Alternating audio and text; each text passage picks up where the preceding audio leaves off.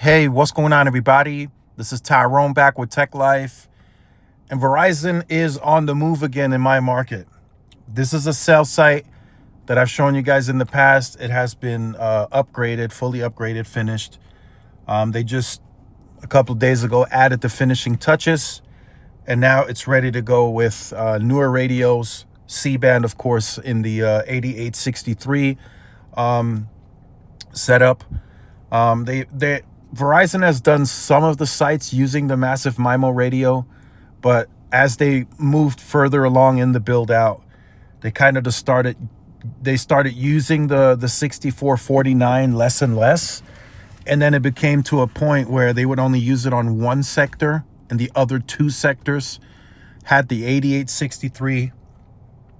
But what I've noticed on the most recent upgrades, they're just using the 8863 on all three sectors.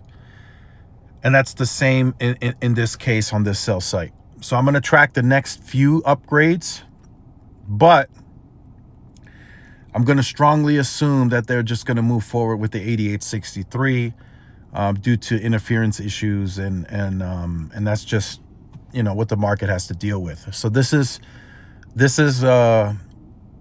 Verizon's solution to interference, right?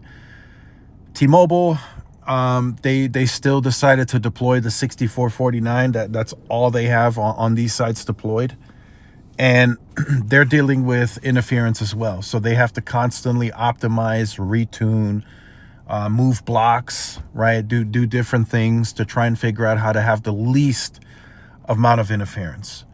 Instead of doing it that way, Verizon just decided to do the 8863 and likely run these at lower power and then densify and overbuild. Because that's, from what I'm tracking in the permit logs, and I look at Verizon's density and how dense they're getting, they're just overbuilding the entire footprint.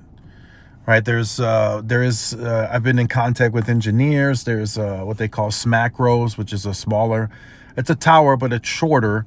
There's tons and tons of those coming. I'm already seeing them in the permit log. So they're building sites so close together that another person that does testing in the market told me that it completely, not completely, but it does cause some bad SINAR at times. So I'm sure the Verizon engineers are optimizing for that and retuning, and that's a good problem to have for them, because they're completely overbuilding the network. I mean, the density is getting crazy, and I can already see new sites in the permits that haven't been built yet. So that tells me they're completely overbuilding the market, right? That'll offset not having a low band layer.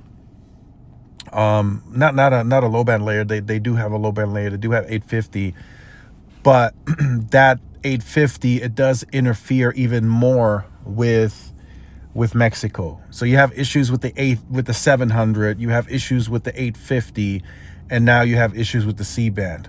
So Verizon is overbuilding to run everything at lower power, keep you on mid-band for 99% of the time, and that not cause interference, right? Which gives them the ability to sell more FWA and just create massive amounts of capacity. But if they didn't have this interference, they wouldn't build and overbuild and build as many sites as they are. So that's all I wanted to say in this video. Let me know what you're seeing in your market. Like, share, subscribe if you're new. I'll see y'all in the next one. Peace.